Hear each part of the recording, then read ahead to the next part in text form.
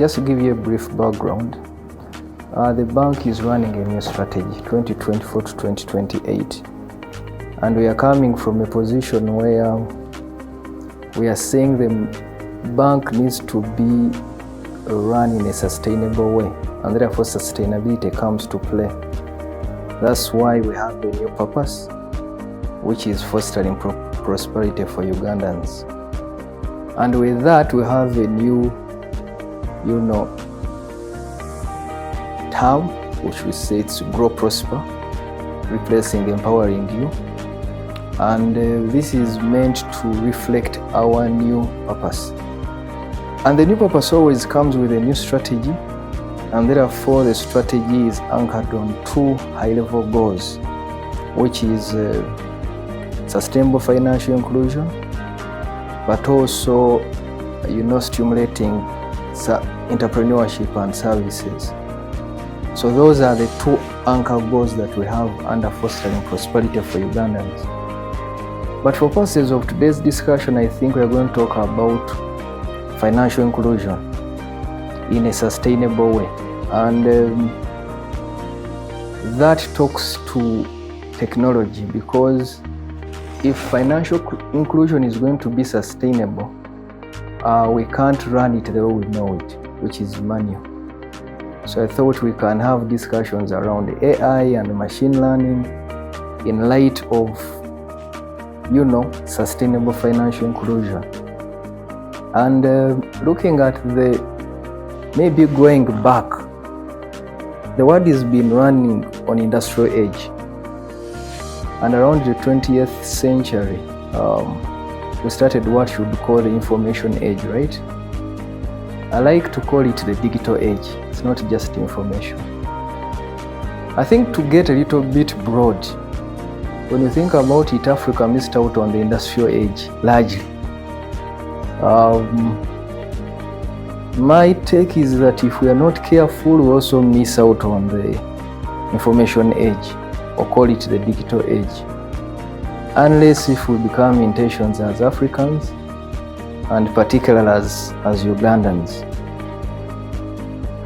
What does it mean? It means that we are making decisions, we are running whatever we are running based on information, but that information is useless because it's too massive, and the human brain may not have the capacity to make sense out of it. That's why artificial intelligence and machine learning comes in as a way to make use of that information. When you look at the economies which have grown, the likes of China, India, it's because of the industrial age that people were looking for cheap labor. That's why they would go to China, they would go to India. And I think those economies have grown at the back of that. Now with the robots, do we still have an advantage as Africans because we have a huge population?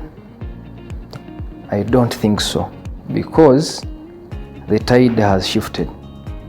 So this population, if we don't rethink, it can be a burden instead of being an advantage. Why? Our thought, nobody's going to bring an industry in Africa simply because they are looking for cheap labor. Companies in Japan are replacing humans with robots, cheaper, they don't get tired, they don't take leave. So what do we need to do with our younger population that is growing very fast? The thinking we have as PostBank is to leverage data. How? Move away from static data and look at dynamic data. What do I mean with that? I'm saying, if today you come and told me that you stay in Zimbabwe, or you stay in Nigeria, or Nansana, on the application form, right? That information is as good as to tell people that I know where my customer lives. But in terms of financial inclusion, it may not be. Because humans are mobile, telling you that I'm staying in Nigeria today, tomorrow I'm in Chitende. Therefore, and I'm not going to go back to the bank to update you that. But if I have your phone, I'm able to pick the mask where you slept. So with such data, we need to ask ourselves, who has that data? and what are they using it for? Do we even know that that's the most critical data that we need? Because then, if I know where you stay, it's with precision. That tells you, we've had I don't know, it may be not a very comfortable conversation, but like with the statistics we've had, if you ask me how many meals have you had, do you have 2 meals? I think it's like being in the Stone Age. We need to get people to know that today he bought matoke in market A. Today he didn't buy, or she didn't buy. Today she paid transport 1,000 from point A to point B. The other day she didn't pay. What happened? If we do not have that visibility as Ugandans, then we can't get people into the money economy, what we call financial inclusion, basically. So as PostBank, what are we trying to do? That's how we thought about a platform called Wendy. Most people may not understand it. We are trying to build a platform to take advantage of data, have dynamic data, then build the AI and machine learning on top of that to start making informed decisions. Because we learned from COVID, we are given money to pay out to the needy, like the people who were struggling. But how was data collected? People were moving house by house, but how do you know that somebody is poor by just looking at them? Not even a house can tell you that somebody is poor anyway. Because when you go to the West, you find an old man with a hat, but with 1,000 cows. So I don't think a hat is a true definition of somebody being poor. It's something beyond that. I need to know how you live your life on a daily, and that's what we are lacking as a country. You cannot get people financially included manually. It can't happen. It's expensive, it's not real, and it can't happen. Those of you may have been around for a while, may you remember Winnow Market. I don't know if Paul you were. Of course the other one is younger. But Winnow Market used to be a market. It was a swamp with papyrus things. People would bring pineapples. I went in one of the schools around there. That's why my memory is clear. I may not be too old. Dora, don't start wondering which age I am. So in primary, for me, I remember that vividly. So a market then was manual. Now I want a market that is digitized, and that's Wendy. And we call it creating a marketplace and banking in a marketplace. Because I want to see that today somebody had transport, the other day didn't have, and therefore I lend them. And that you can only do by building AI and machine learning, and I learn your behaviors through consumerism, and that's how you develop an economy. And this must be cheap.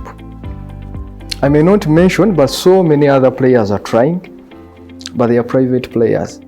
They need to have a huge return on their capital. As a government bank, we are thinking, bring down the cost, get more Ugandans on a platform, have visibility, then you're able to support them. That's why we subsidized and removed all the costs, and we said use Wendy for PDM. Really, it's about data. People may not know this, but it's to know that this person was paid 1 million, will do this or paid for this, and he's trying to put back. Today has put 2,000, the other day 5,000. Today has removed all.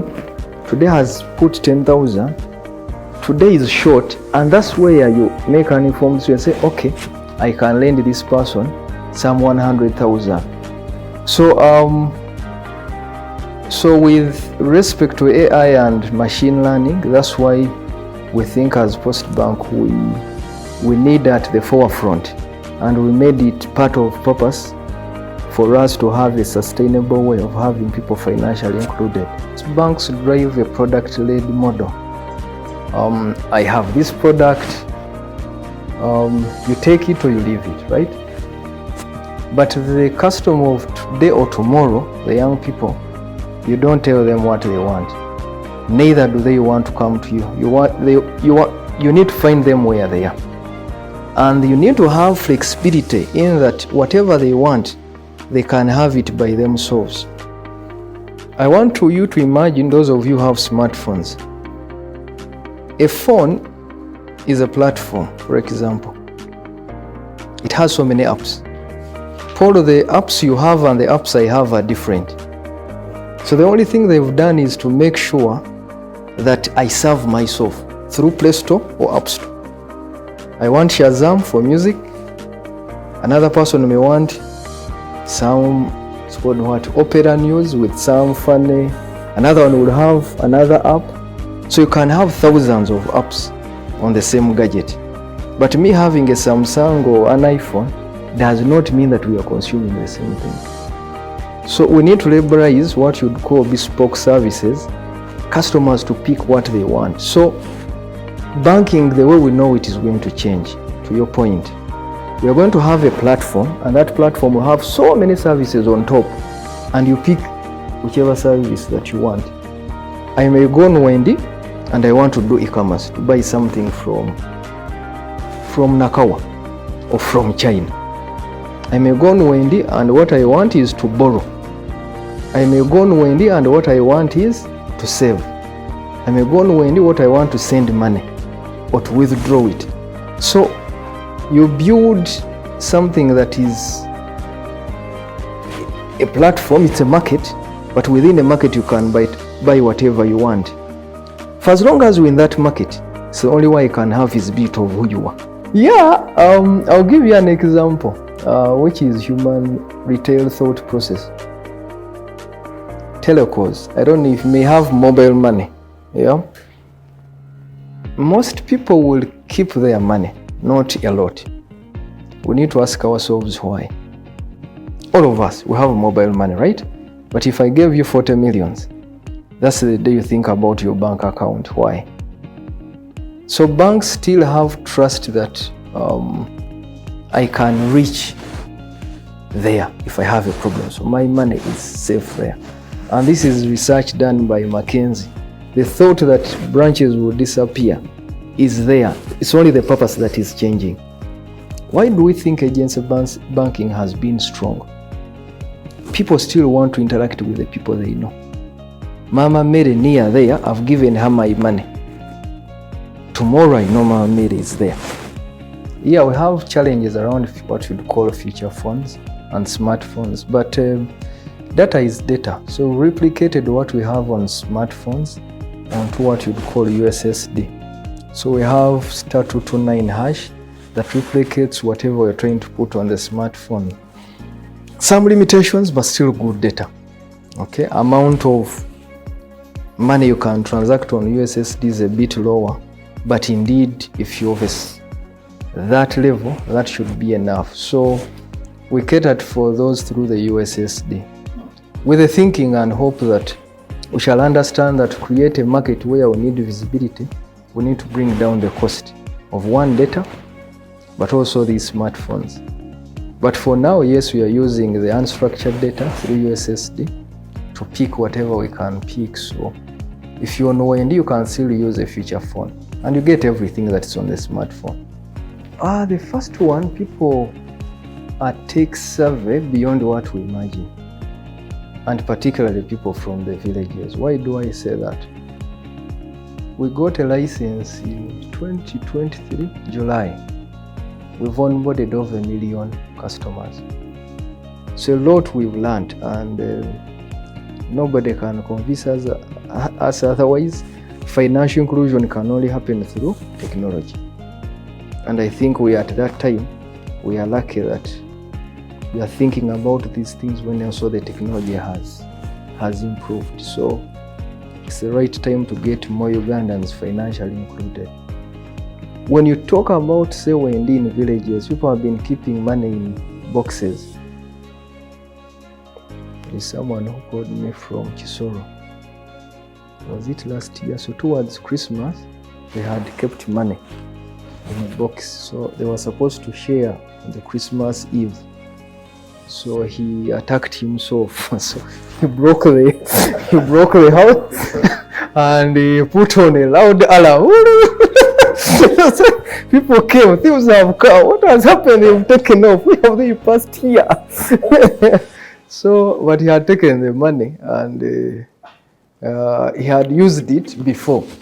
So he imagined if the people came for sharing the following, what will he tell them? So these are real things which are happening. And not little money. If you ask my people here, people are keeping 150 millions in boxes.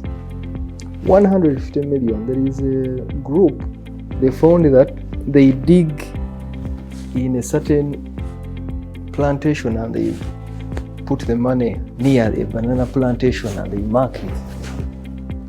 Big money, over 100 million. This is real life. Now, are those people poor? I don't know. But you can't know. To be honest, you can't know. And even you don't know how to help. So until we get these people to get into the system, there is no way you can fix this. And you must go in with cheap options, but also educating them.